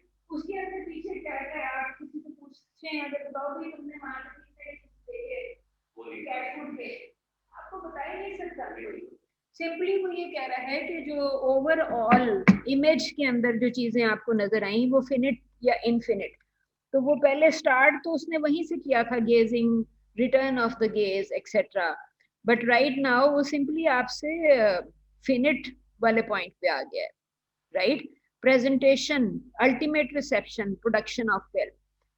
If there is a finite background, आपने बात स्टार्ट की थी फिनिट से, आपने कहा कि फिनिट है, उस वो कह रहे हैं कि if there is a finite background to every shot in the cinema, there is still a look that is returned by the frame, by a force deep within the field it embraces, a force focused by the rectangular dimensions of the screen। तो simply screen को ये कह रहा है, rectangular shape है, ये तो बड़ी सिंपल सी क्लियर है कि मोस्टली आपकी वर्टिकल स्क्रीन तो अब आई है ना, आपके सेलफोन पे वर्टिकल स्क्रीन है, जिस वक्त पॉल विलमैन भी लिख रहा था हॉरिजॉन्टल स्क्रीन थी, and this horizontal screen looks like a window, window ही है ना। पाकिस्तान में बैठ के आप देख रहे हैं कि इटली में लोग कैसे रहते हैं, या अमेरिका में लोग कैसे रहते हैं, इंग्लैंड में लोग कैसे रहते हैं, वहाँ पे फ्रेंडशिप्स किस तरह की होती हैं, फ्रेंड्स लड़के लड़कियाँ कैसे रहते हैं, because it was a very popular programme in Pakistan, new millennium के स्टार्ट पे भी और शायद 90s के एंड पे भी Friends was a very popular show. तो आप कह सकते हैं कि फ्रेंड्स जो है it was a Pakistani young person's window in the Western life। ठीक है ना, इंस्पायर कर सकता है ना कि जी हमें तो पाकिस्तान में भी can't look like live like this, right? तो वो सिंपली आपसे यही बात कर रहे हैं कि ये एक छोटी सी rectangular window that emits light, आपके पास वो that window is emitting light, आप उस लाइट के थ्रू अपने आपका जो भी एक होल और नैरो माइंडेडनेस थी, that window is opening you to the rest of the world and the other reality of the other world, right? तो वो सिंपली यही कह रहा है कि emitter of light, this little window which is screen, ठीक है, रिटर्न ऑफ द गेज। मैं जितनी भी नैरो माइंडेड हूँ, स्क्रीन पे मुझे एक चीज नजर आई थी which was providing a deep contrast to whatever I believe in, right? और so basically उसने एक लाइट एमिटर के तौर पे गेज रिटर्न करके आपकी आइडियोलॉजी पे भी इम्पैक्ट किया, आपके लाइफस्टाइल पे को क्वेश्चन किया, और anything that is question through that return of the gaze. जी आते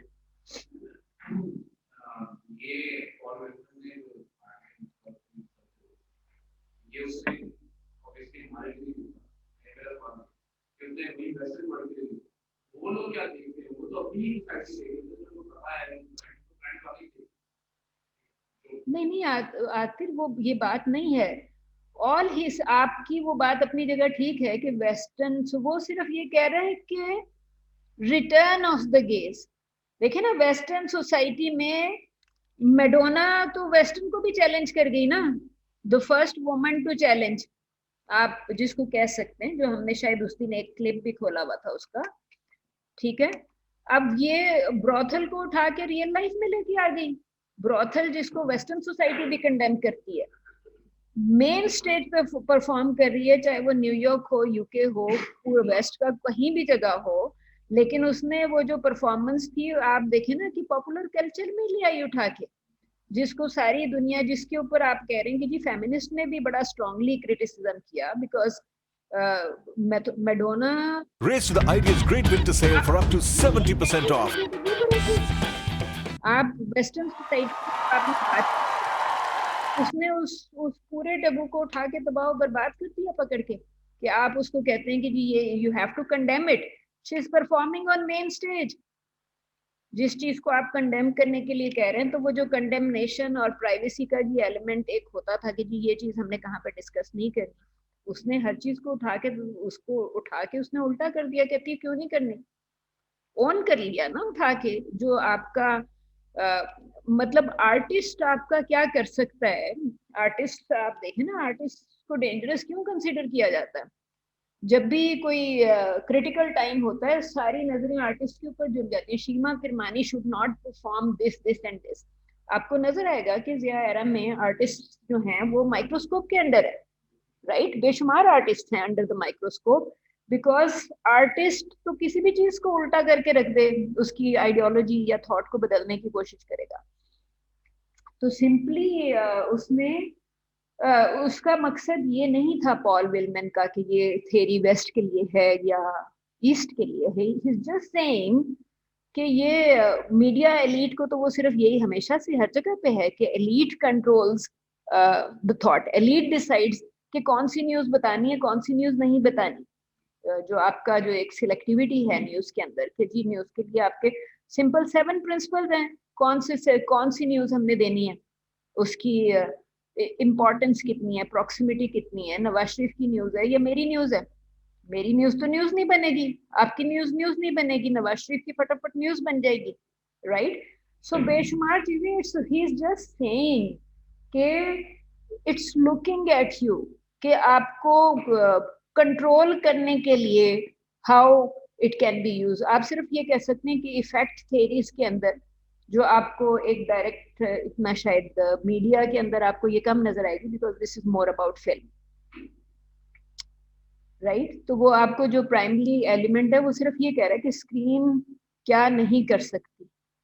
आप देखें ना कि पिछले दिनों किसी कांग्रेसमैन ने, अमेरिकन कांग्रेसमैन ने एक बयान दिया था कि हमने लोग तैयार कर दिए and they are doing far better than our expectations. अगर आपने वो स्टेटमेंट सुनी उसकी, मैं तो आमतौर पे खबरों में इतनी इंटरेस्ट नहीं लेती, लेकिन I thought this was a very interesting comment in the sense कि पोस्ट 9/11 अगर बेशुमार लोग अमेरिका से क्वालिफाई करके आ गए, वहां से आप रिसर्चर लेके आएंगे, कॉस्ट ज्यादा आएगी, आपने लोग ट्रेन कर दिए, कम कॉस्ट पे आपको रिसर्च मिल जाएगी, राइट।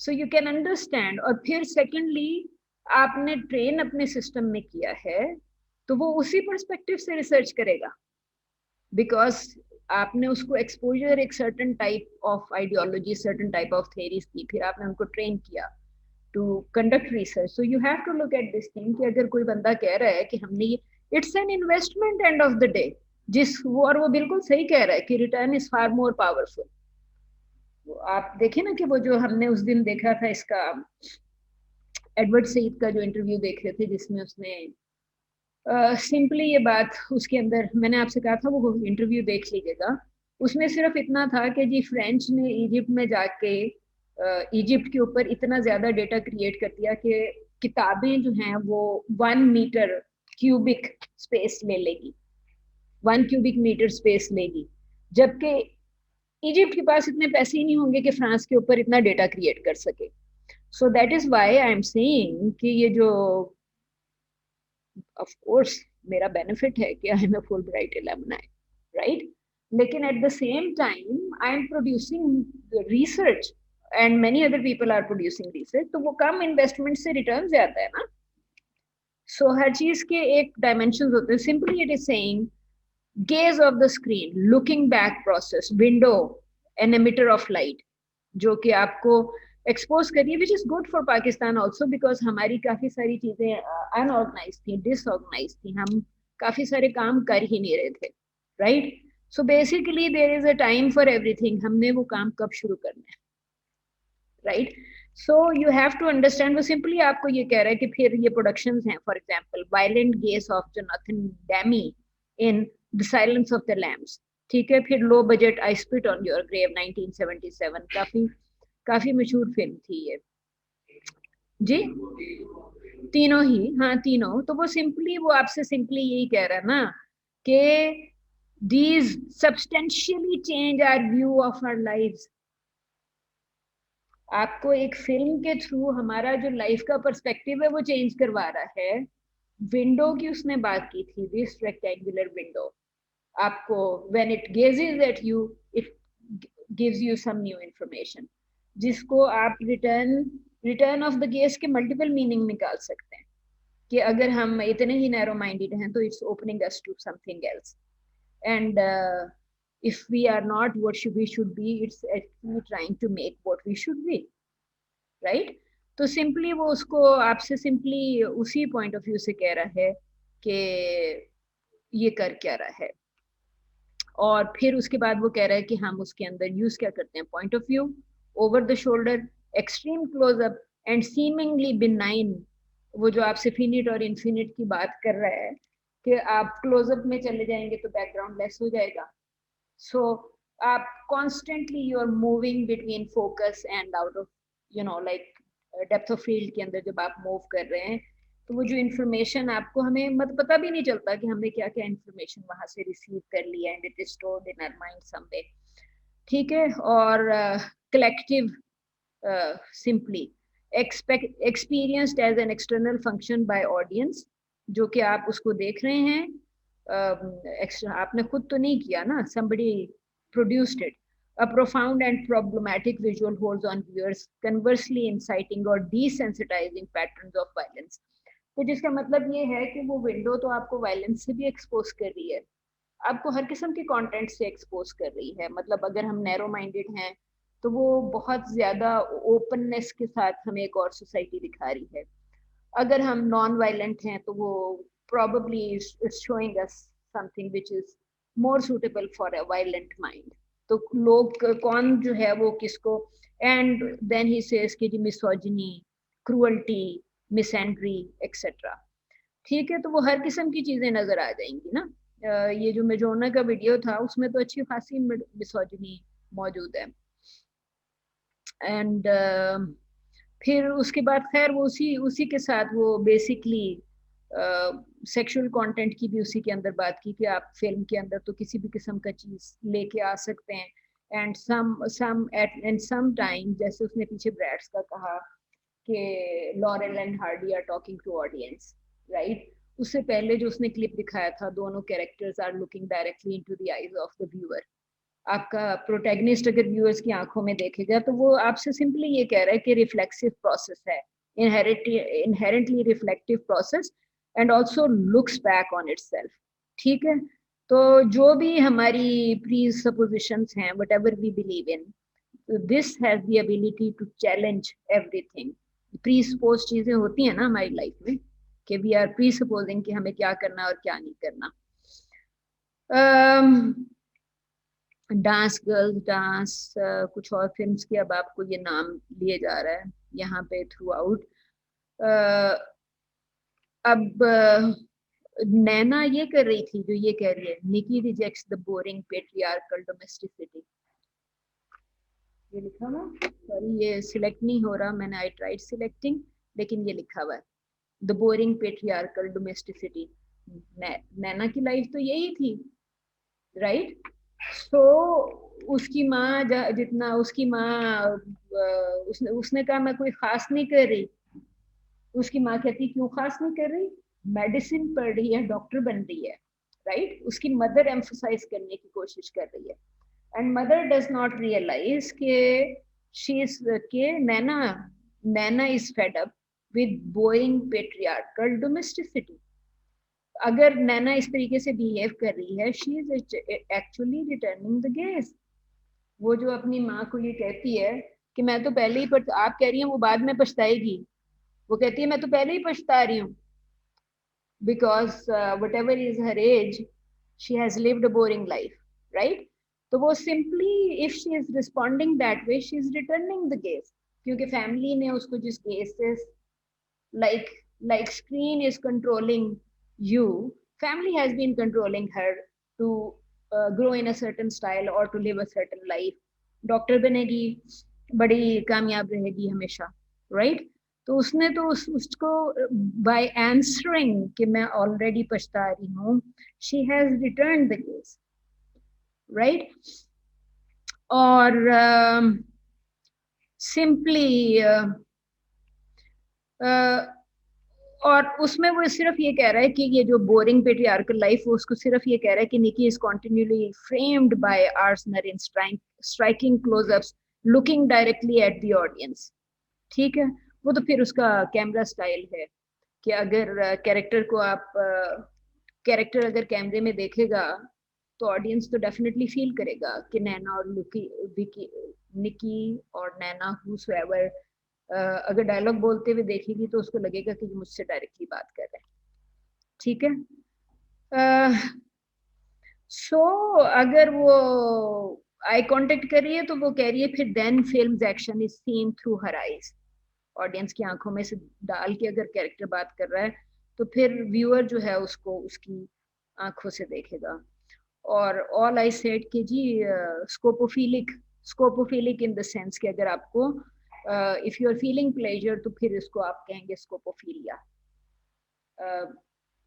ऑडियंस जो है व्यूअर बेसिक कॉन्सेप्ट लुकिंग का यही है कि जो आप सेकंड लुक की बात कर रहे हैं कि जो व्यूअर जो सिनेमा में बैठा हुआ है is actually jumping into the screen of the male protagonist because we say कि film is produced from the point of view of the male protagonist. Most film जो हैं वो फीमेल्स के लिए प्रोड्यूस ही नहीं की जाती। Most films are produced for from male's perspective. तो वो सिंपली वो यही कह रहा है कि आप जो हैं उसी पॉइंट ऑफ व्यू को प्रमोट कर रहे हैं। और अगर कोई वुमन के पॉइंट ऑफ व्यू से बनी है तो देन यू वुड से कि she is returning the gauge. देखें ना कि ये जो शमीमारा वाला था वो मेल पर्सपेक्टिव था। somebody would say कि even express yourself is male perspective. Madonna feminist के तौर पे नहीं बना रही, शायद she is trying to please some male audience, क्योंकि एंड ऑफ द डे इस वीडियो को देखने या इस स्टेज परफॉर्मेंस को देखने अगर पाकिस्तान आके परफॉर्म करती तो मोस्टली शायद मेल ऑडियंस जाता, right? There would probably be more men than women, right?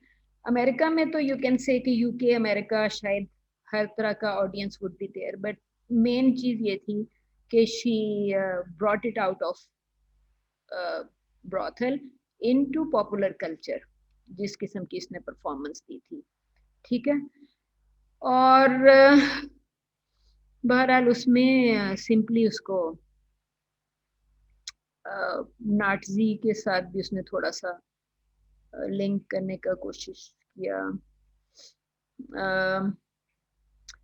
ठीक है, कोई और क्वेश्चन? बेसिक कॉन्सेप्ट्स इसके यही हैं, वो सिर्फ उसको सिंपली यही कह रहा है कि अगर आप वायलेंस भी दिखा रहे हैं या सेक्सुअल कंटेंट है तो in all cases it's a way of returning the gauge.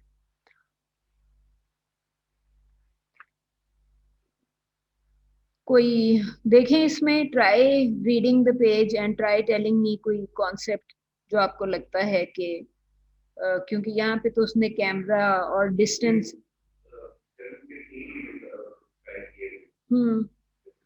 लेकिन हमने एक बात की थी कि ऑडियंस स्क्रीन से कितनी दूर या करीब बैठा हुआ है, तो यहाँ पे भी simply he is just saying कि आपने जो शॉट्स लिए डायरेक्शन स्ट्रेट फॉरवर्ड है या जिस तरह की भी है 12 feet from the subject photographing them head on in conventional master shot. So basically तो आप सिंपली यही कहेंगे कि वो कॉन्सेप्ट आपका क्लियर था कि मेल प्रोटैगनिस्ट के पॉइंट ऑफ व्यू से अगर शूट हुई है और प्राइमरी रिलेशनशिप है तो कॉन्सेप्ट उसका यही है कि male viewer will actually jump into the shoes of the male protagonist और उसके through will take control of the woman in the diagesis which is के फिल्म के अंदर। तो that's why it would be important कि जी happy ending film हो, वरना male protagonist के थ्रू आप कंट्रोल नहीं ले सकते as a viewer. So protagonist की सक्सेस व्यूअर की सक्सेस है। सो व्यूअर की sympathies and desires especially in a primary relationship would be strongly with the male protagonist.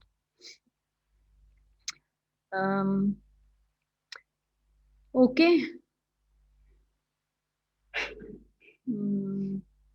Nightmares or next morning Peggy covers for him but Frank makes a clean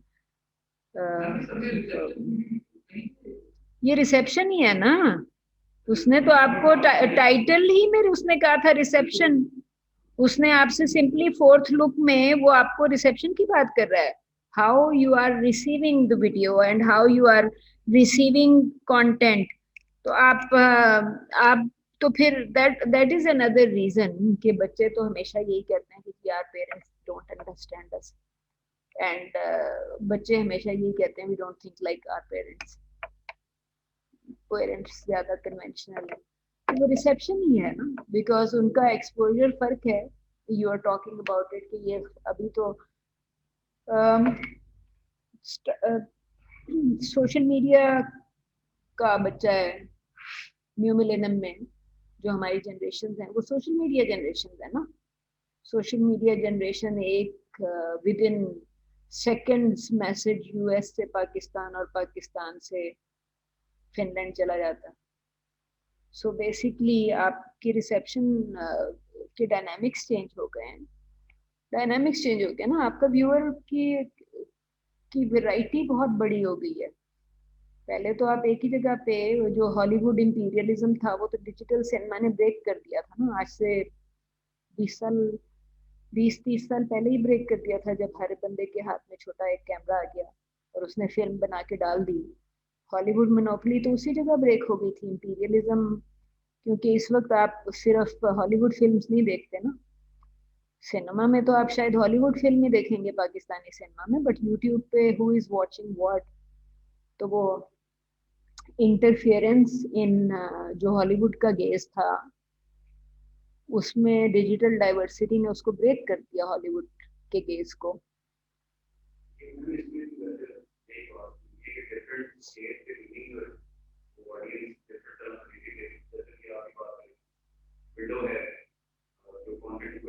देखे ना, मुझे तो सबसे उसका interesting concept ये लगा, अब पॉल विलमैन शायद क्रिश्चियन बैकड्रॉप का होगा, शायद चाहे वो जितना भी लिबरल क्यों ना हो सकता है उसके माँ बाप क्रिश्चियन रहे हो। He is saying it's providing this rectangular window emitting light. हम उसको अपनी जुबान में ट्रांसलेट करेंगे तो हम क्या कहेंगे? एमिटिंग लाइट को हम नूर उसका पैरेलल मीनिंग नूर निकाल देंगे। यू नेवर नो कि लोग उसको किस तरीके से इंटरप्रेट करें। So it's very interesting. मैंने तो जब उसकी एमिटिंग लाइट वाला वर्ड पढ़ा तो आई एक्चुअली ट्राइड थिंकिंग कि ये आदमी जिस वक्त emitting light, window emitting light लिख रहा था, what was he trying to tell the world? कुछ समझाने की कोशिश कर रहा था ना। मतलब राइटर बड़ा कॉशियसली लिखने की कोशिश करता है, बिकॉज यू नेवर नो कि आपकी कौन सी बात किसको किस वक्त बुरी लग जाए। ठीक है ना। तो फिर आप इसमें ये देखें ना, disruptive fight against conquering dictatorship beyond the boundaries of her intended espionage assignment. तो ये कौन सी फिल्म का दिया हुआ उसने? इसी का, हाँ ठीक है। तो उसमें तो आप देखें ना कि नाटजी, नॉर्वेजियन फ्रीडम फाइटर, इस किस्म की चीजें, तो आपको तो बेसिकली कोई भी किसी भी किस्म का कॉन्सेप्ट हो जाता है। सो यू नेवर नो कि अभी पिछले साल, कोई साल पहले कोई अमेरिकन फिल्म है जिसमें, मुझे सॉरी इस वक्त मेरे जहन से उसका नाम निकल गया फिल्म का, जिसमें नाटजीज कैंप्स इन फोकस थे। कौन सी फिल्म है? ऑस्कर मिला मेरे ख्याल में उस फिल्म को। नहीं, पिछले 2-3 साल के अंदर, जिसमें आप हिटलर के कैंप्स दिखा रहे हैं ना, नाटजी, अगर आप उसके अंदर फिल्म के अंदर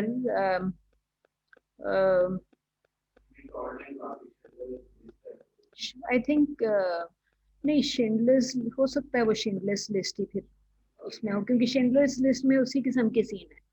सो यू कैन एक्चुअली से कि अगर आप उसको वो लेके शिंडलर्स लिस्ट की अगर आप बात कर लें, तो ये आपको सिंपली यही कह रहा था कि आप उसको हॉलीवुड ने, रिमेंबर कि वो फिल्म हॉलीवुड ने बनाई, हॉलीवुड से आई है ना वो फिल्म। और जो जर्मन्स हैं वो भी अब हिटलर को सपोर्ट नहीं करते, पोस्ट वर्ल्ड वॉर एरा में नहीं करते ना।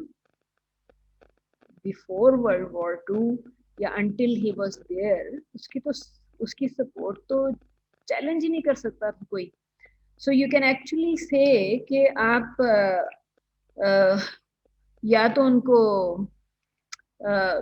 जिस तरीके से शिंडलर्स लिस्ट में आप फिल्म सारा कंटेंट दिखा रहे हैं, या क्रूअल्टी एंड वायलेंस और ह्यूमन क्राइम दिखा रहा है ना, शिंडलर्स लिस्ट तो ह्यूमन क्राइम दिखा रही है।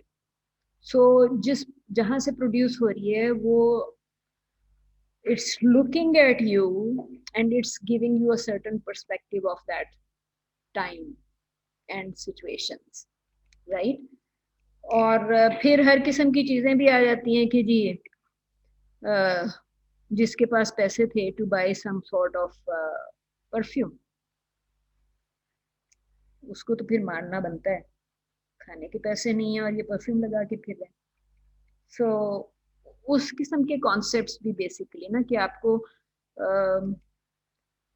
क्रूअल्टी या वायलेंस किस तरीके से और किस पर्सपेक्टिव से दिखा रहे हैं, तो even then screen can control कि आपने रिटर्न ऑफ द गेज या क्या चीजें आप दिखा रहे हैं।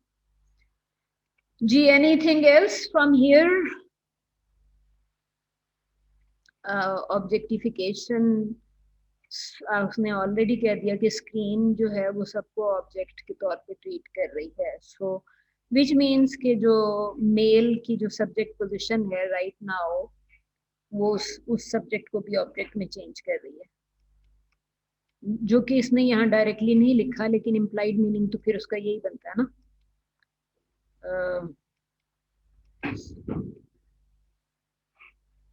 womanly hand gestures, bearing and manner. So, sharply observed comment upon the role of dress and presentation in the creation of one's sexual identity. तो वो ये कह रहा है कि आपने चाहे जितना भी डेयरिंग काम किया, daring and sophistication, officer Henderson, जहाँ पे वो ये कह रहा है कि आप after arresting several criminals, the two men returned to the police station where they amused their comrades with demonstration of womanly hand gesture. Male को कह रहा है कि आप किस किस्म के एक्सप्रेशन दे रहे हैं, ठीक है। सो कंसीलिंग मैस्कुलिन आइडेंटिटी और उसके बजाय फेमिनिन आइडेंटिटी, तो वो फिर आप यू कैन से कि स्क्रीन जो है वो उसके मीनिंग्स फिलहाल तो आप इसी को देख लें, जैसे screen is being used to improve जो भी ट्रांसजेंडर आइडेंटिटी है। न्यू मिलेनियम पाकिस्तान में भी चेंज हुई, और इंडिया से तो मेरा ख्याल है कोई ट्रांसजेंडर्स पे कोई ड्रामा आ रहा है जो कि 1000 से ज्यादा एपिसोड्स, कोई 1200 एपिसोड्स पे चला गया। सो यू कैन से कि वो जो गेजिंग है या हाईलाइटिंग द सिचुएशन या जो विंडो एमिटिंग लाइट का जो कॉन्सेप्ट है, तो वो सारी चीजें उसके अंदर आ जाएंगी ना कि आपकी what you are doing and how you are doing it. जी कोई और कॉन्सेप्ट, कोई question about anything? Main concept यही है, बाकी I think you can look at it and think about it.